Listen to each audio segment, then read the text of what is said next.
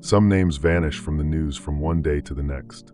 Others leave the world under such strange circumstances that they seem carefully orchestrated. What they all had in common was something that bothered people far too powerful. There is no official record nor public confession, but some swear that a list exists. A list of people marked to disappear, be silenced, or simply cease to be a threat. Politicians, artists, journalists, businessmen, and even religious leaders, all eliminated discreetly, surrounded by accidents, scandals, or unexpected illnesses. Around the world, certain names whispered in closed circles carry the same fate, and those who dare to speak too much end up facing the same end. There are curious records, statistically improbable coincidences, and patterns that don't fit into randomness. But if this list really exists, who wrote it? And the most disturbing question, could someone we know be on it right now? Welcome to another night where mysteries never sleep. I'm Midnight, and this is 7 Nights. Before we begin, I'd like to ask for your help. Like the video, comment, and subscribe to the channel. It's just a click, but it makes a huge difference for YouTube to deliver the videos to more people and for me to keep bringing this content to you. I'm counting on you. Let's get into the video.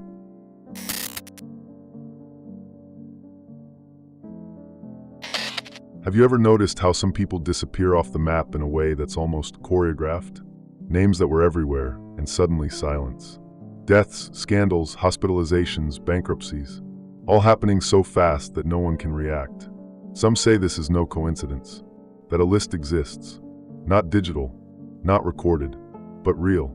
A list of names marked for neutralization. And the strangest part is, the more we search for answers, the more they seem hidden beneath layers of silence.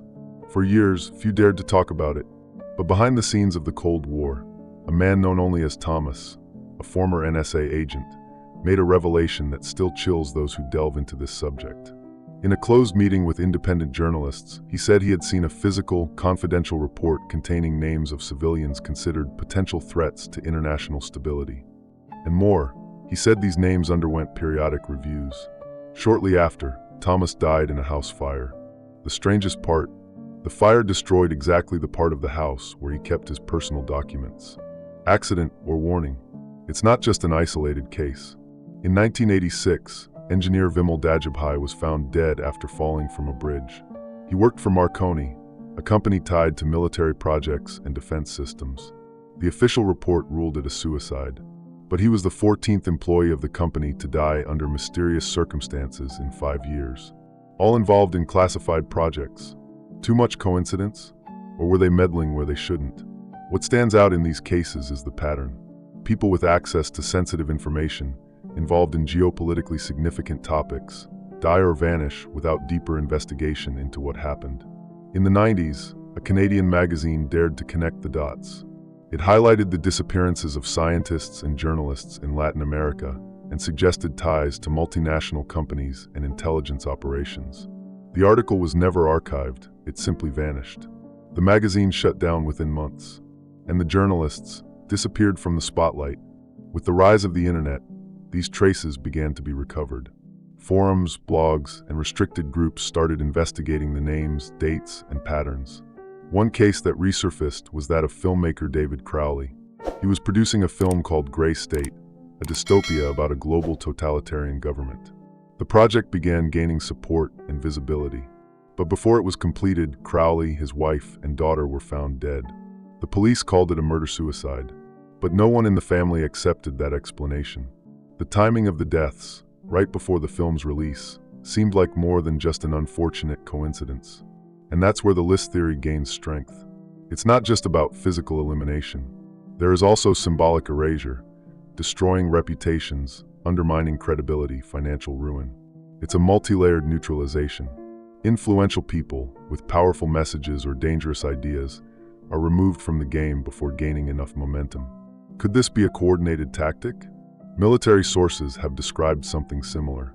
A former U.S. intelligence officer revealed what he called the Civilian Neutralization Protocol, a series of non-lethal measures: disinformation, surveillance, psychological pressure, destruction of public image.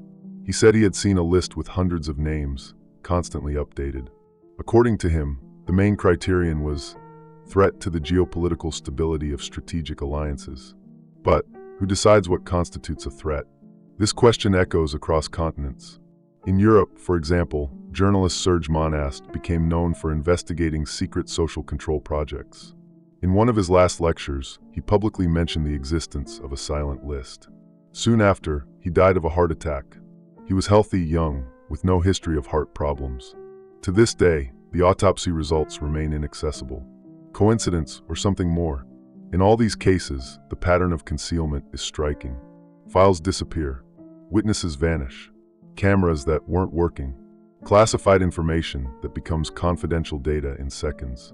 Who could have the reach for this type of operation across different countries, with such distinct laws and systems? This goes beyond a simple organization. This seems systematic. In Brazil, the case of Celso Daniel still raises doubts. The mayor of Santo André was murdered in 2002. The crime involved kidnapping, torture, and execution. To this day, the case is full of holes, contradictions, and mysterious deaths of witnesses. Some say he discovered a corruption scheme involving major national figures, and that by trying to cut ties, he signed his own death warrant. Was he also on the list? The most intriguing part is how these stories vanish. Not from our minds, but from official records. They're buried swiftly.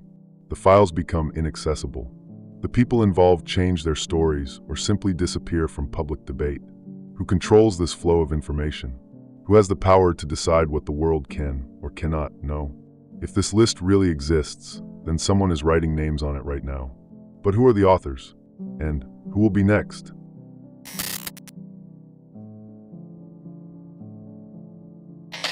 Some deaths defy even the laws of probability.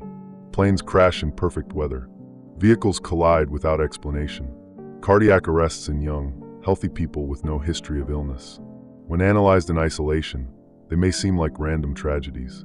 But over time, when certain names appear in these events with strange frequency, it's hard not to wonder, are we really talking about accidents?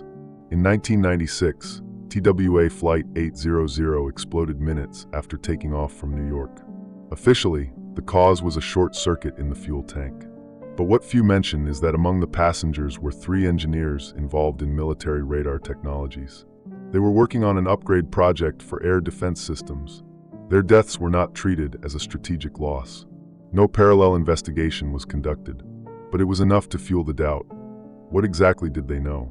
Cases like this are more common than one might think. When the helicopter carrying British banker Edmund Safra crashed in Monaco in 1999, the official explanation was human error. Safra was one of the most influential figures in the international financial system and had been warning about irregularities in major banking transactions involving governments. His name circulated in backrooms as someone difficult to control. Dying in an accident seemed, to many, a little too convenient. In Russia, investigative journalist Artyom Borovik was about to publish a dossier on corruption in military contracts. Days before, the plane he was in crashed during takeoff. The final report claimed pilot error. What was left out was the testimony of an airline technician who said he had seen a strange person on the runway hours before the crash. The technician disappeared before he could testify again. One of the most emblematic accidents in Latin America involved the former president of Panama, Omar Torrijos. In 1981, he died when his plane crashed into a mountain under a clear sky. Torrijos had directly challenged American interests by renegotiating control of the Panama Canal. Months before his death, according to declassified CIA files, his removal was considered. The document uses cold, clinical terms. Death came shortly after. Was it an accident or a disguised execution? And when the accident isn't fatal, it can serve as a warning. That's what many believe in the case of investigative journalist Michael Hastings. In 2013, his car violently crashed into a tree in Los Angeles, bursting into flames. Hastings was investigating the top levels of the U.S. military and claimed he was being watched. Hours before the accident, he sent an email to friends saying he was in danger and promising important revelations. None of them ever came to light. The car was incinerated with such intensity that hardly anything was left to analyze. Since when do car accidents look like sabotage scenes? And it's not just political figures or journalists. Tech entrepreneurs, especially those involved with cryptography, alternative energy, or digital security, also face a series of accidents. Gerald Cotton, founder of the cryptocurrency exchange Quadriga CX, died suddenly in India. He was the only one with access to passwords for hundreds of millions of dollars in crypto assets. The official cause was complications from Crohn's disease. But the death certificate had inconsistencies, and the hospital where he supposedly died had no record of him as a patient. To this day, some question whether he actually died or simply vanished. In many of these cases, there's a common stage. The official investigation moves quickly, is shallow, and rarely raises suspicions beyond the basics. When witnesses come forward with alternative versions, their statements are dismissed. And when strange evidence arises, like disabled cameras or inconclusive autopsies, no one seems willing to dig deeper. The rush to close the cases only reinforces the doubt. What kind of interest exists in not investigating more thoroughly? Technology isn't exempt either. In 2021, a small plane carrying Glenn DeVries, an executive involved in medical and space travel innovations, crashed with no clear explanation. DeVries had recently participated in a Blue Origin flight alongside William Shatner. Less than a month later, he was dead. The cause? Loss of control in flight.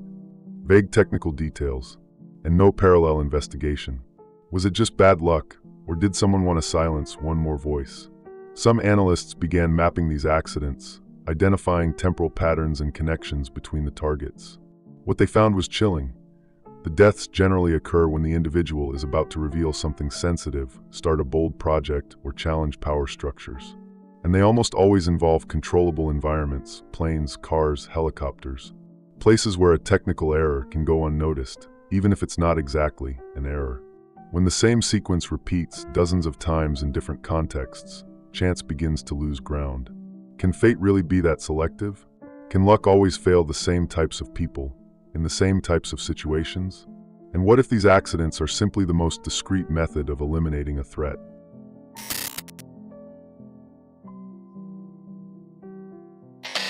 It's not always necessary to physically eliminate a threat. Sometimes destroying a reputation is much more effective and much harder to trace. Those who control the narrative don't need to get their hands dirty. All it takes is a pointed finger, a timely accusation, a scandal planted with surgical precision, and the once admired figure becomes a villain. This isn't fiction, it's strategy.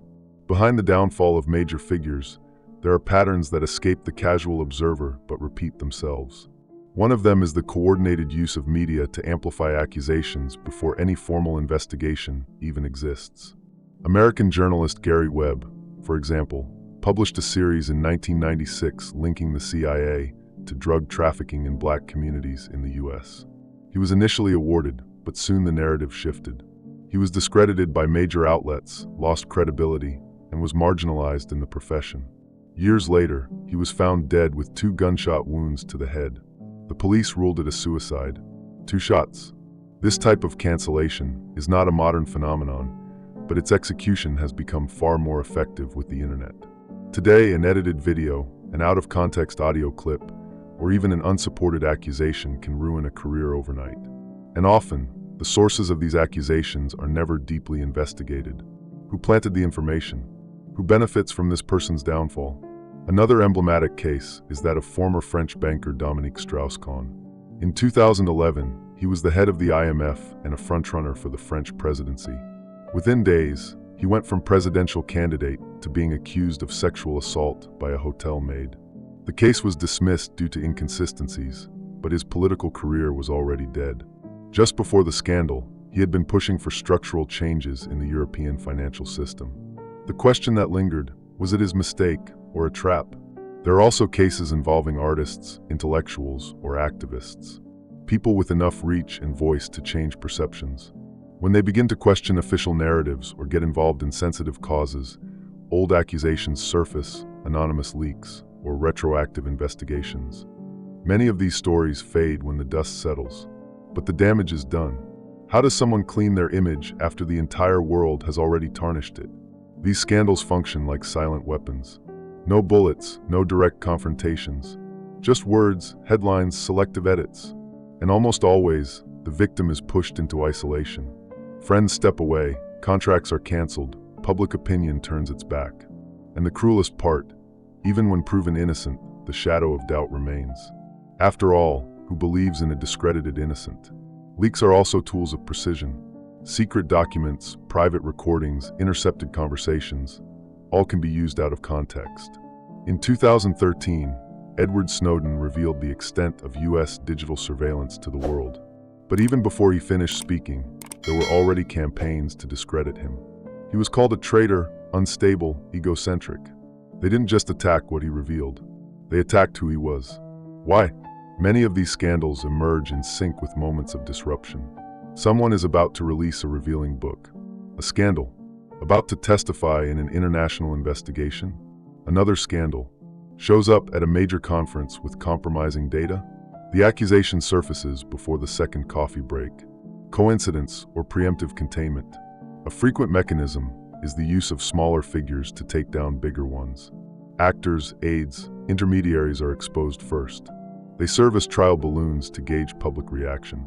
If the response is favorable, the attack escalates. If there's resistance, the story vanishes from the media. No one touches it again. It seems like a war tactic, and maybe it is. Some political communication experts describe this as preventive discrediting. The target doesn't have to have done anything wrong. They just need to be painted as someone who could. A well-placed suggestion can destroy more than concrete proof. And when the truth comes out, if it ever does, it will be too late. Some say certain media sectors function like weapons for hire. Not to lie outright, but to choose what to show and how to show it. In a narrative war, omission is as powerful as distortion. And in this game, those who control the spotlight decide who shines and who burns. The most frightening realization is that no one is immune. Celebrities, politicians, activists, business people, all can be targets. All it takes is for them to have something too valuable to lose, or too dangerous to reveal. And you, have you ever stopped to think how many scandals you believed in may never have been real?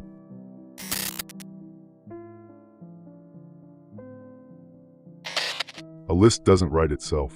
If names are being crossed out of the real world, it's inevitable to ask, who holds the pen? We're not talking about just any group, about people with ordinary power. What lies behind the so-called blacklist seems to operate above governments, above parties, and even above international institutions. An elite that doesn't appear in elections, but dictates direction. Silent, efficient, invisible, and yet tangible in every decision that seems inexplicable. Historically, networks of power above the state have always existed. Closed clubs, private councils, discreet orders. One name that always comes up in these investigations is the Bilderberg Group. Founded in 1954, it gathers political leaders, business people, bankers, and geopolitical experts every year. The meetings are private. Nothing discussed there is publicly recorded. Journalists are not allowed. Decisions? None officially made. But curiously, global shifts often follow these meetings with unsettling synchronicity. Another group frequently mentioned is the Trilateral Commission, created in 1973.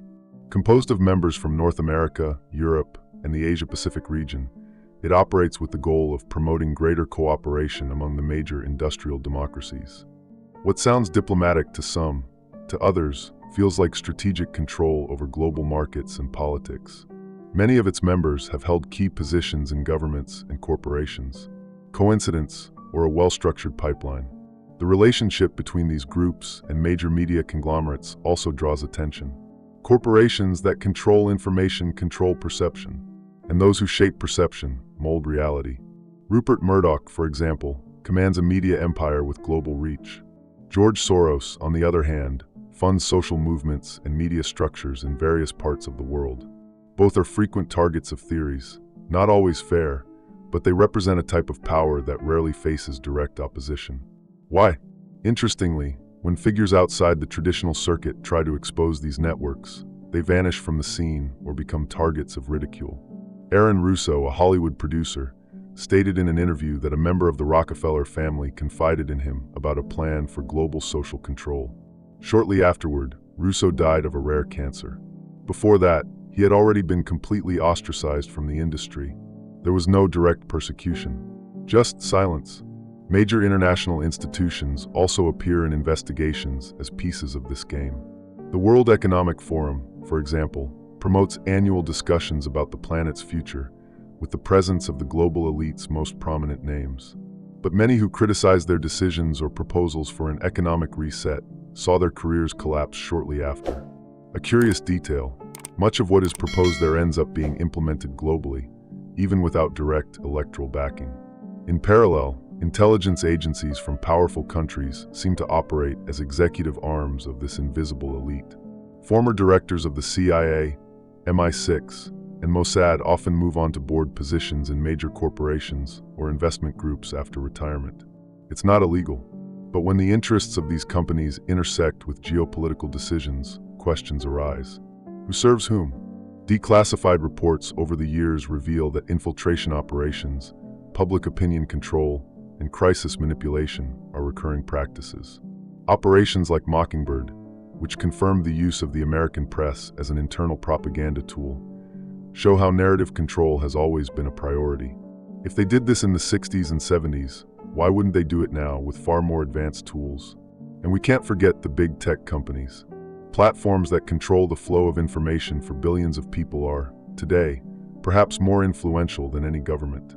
Who decides what is fake news? Who defines what can or cannot circulate? In times of invisible algorithms and increasingly complex filters, it's possible that certain voices are silenced without anyone noticing. Could this be the new form of exclusion from the list, digital erasure? At the center of this web lies something most prefer not to mention: the connection to secret structures. Initiatic orders, discrete societies, ancient pacts. It's not just about politics or money. It's about continuity, about keeping certain families, ideas, and powers in control across generations. Historical documents point out that this kind of alliance is not a myth, it's heritage. And those who break the chain become a threat. The elite behind the list doesn't show its face, but its effects are everywhere. And perhaps that's the most frightening part.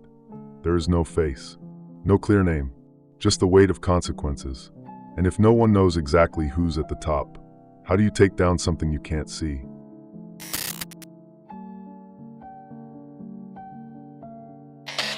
Few make it out unscathed.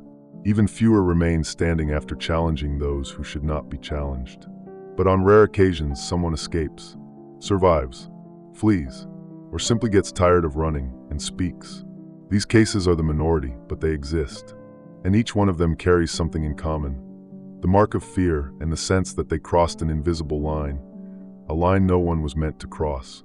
William Binney, former technical director of the NSA, was one of the first high-ranking U.S. government officials to denounce the mass surveillance conducted by the agency itself.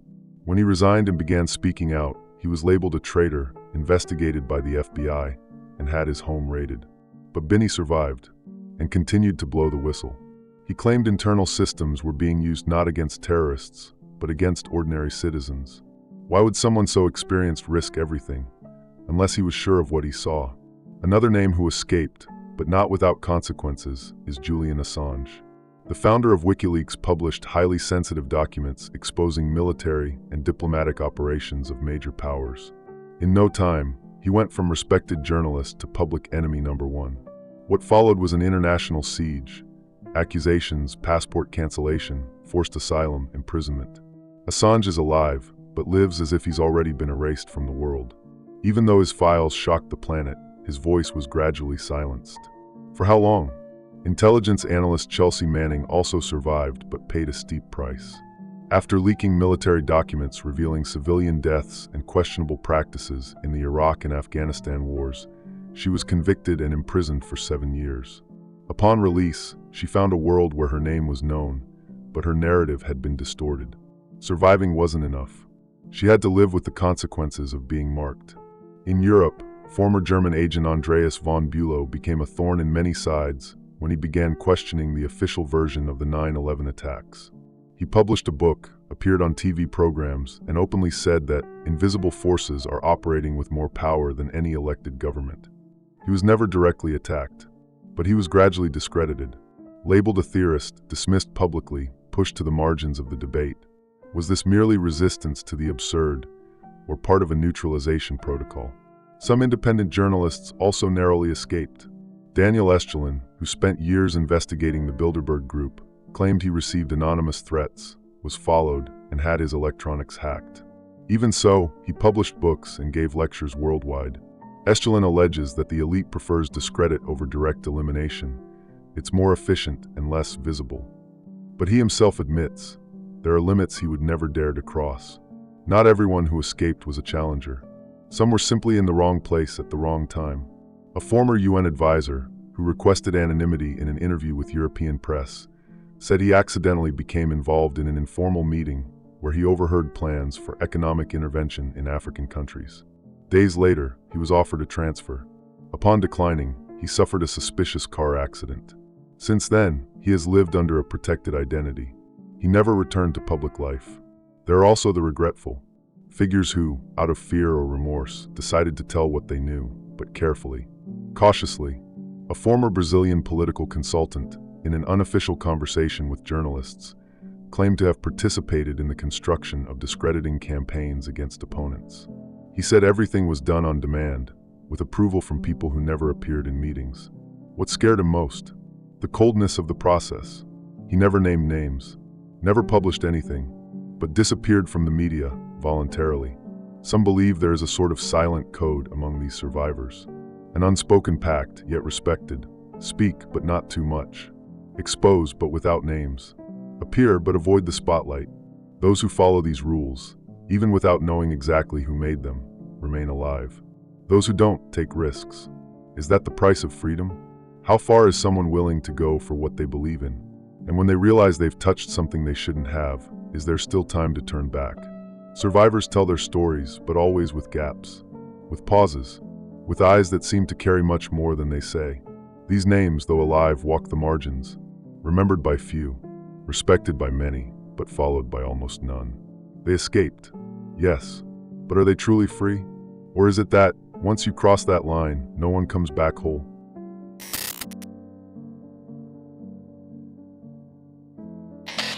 It's impossible to look at all of this and not wonder, who's on the list now? If this structure truly exists, and the evidence suggests it does, then it isn't static. It evolves, updates, adapts to the current landscape. And that means names are being added at this very moment. Maybe while you're watching this video. Maybe someone you follow, admire, or personally know. The list is not a public document, but the signs of who might be on it remain visible for those who know where to look. Figures who suddenly lose media presence. Business people targeted by unexpected operations. Activists who disappear from public debate, not by choice, but by the force of something unseen, yet highly effective. Silence always arrives before the explanation.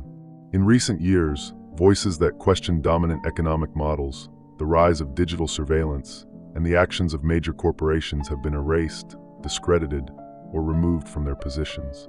And all of it happened without gunfire, without open scandal. Just a subtle shift in public narrative. First, they become a joke, then a problem.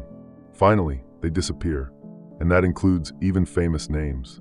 There are artists who, after trying to explore sensitive topics in their work, suffer cancellations with no clear justification. Religious leaders who confront powerful systems and are suddenly removed. Former employees of large corporations who try to expose internal practices and vanish from all networks. What do they all have in common? The courage to say what wasn't meant to be said. No one is completely safe. And perhaps that's the list's greatest weapon, fear. Doubt. The constant feeling that any wrong move could make you a target. There's no longer a need for a visible system of repression. All it takes is an environment where everyone feels watched, where everyone knows something's going on, but no one dares say it aloud. Some researchers suggest the true secret of the list is its symbolic nature. It doesn't need to be written. It doesn't need paper. It's a set of criteria, a social algorithm that determines who stays and who disappears, who gets to speak and who will be silenced. And the worst part, often, those on it only find out when it's already too late. Can you spot who's being erased? Can you recognize the signs? The sudden change in tone, the retreat from cameras, the interrupted speeches. They're small signs, but constant. And maybe by looking closely, you'll realize the list isn't about public figures. It's about control, about who gets to think for themselves. We could name names, suggest who might be in the crosshairs right now. But maybe that would change everything. Maybe that's the point. Not knowing for sure keeps everyone alert, everyone afraid, everyone under control. And that's how the system sustains itself, not with proof, but with silence. Not with violence, but with exclusion. The question now is no longer who is on the list, but who is being added right now. Has the next target already been chosen? And do they, or he or she even suspect it? With every ignored whistleblower, With every voice that disappears without explanation, another name fades into the shadows. And the list keeps growing. It's hard to accept that something like this exists. But even harder is pretending that none of this is happening. The patterns are there. The traces are everywhere. All you have to do is look. And if by the end of this journey, you've started seeing the world differently, then maybe, just maybe, you've understood what few dare to admit. And now, are you sure you're not on the list? With every name that vanishes, every silenced voice, the suspicion becomes harder to ignore. We're no longer dealing with isolated coincidences. We're facing a pattern, an invisible yet deeply present force that decides who remains and who's forgotten. And maybe the most terrifying thing isn't the list itself, but the fact that no one needs to see it to feel its effect. It needs no signature. It only needs silence. And silence is what we have the most of. This story is just one piece, and one day, maybe you'll see the whole puzzle. If this made you think, subscribe, like the video. It helps the channel grow. Don't forget to share, because more voices mean more discoveries.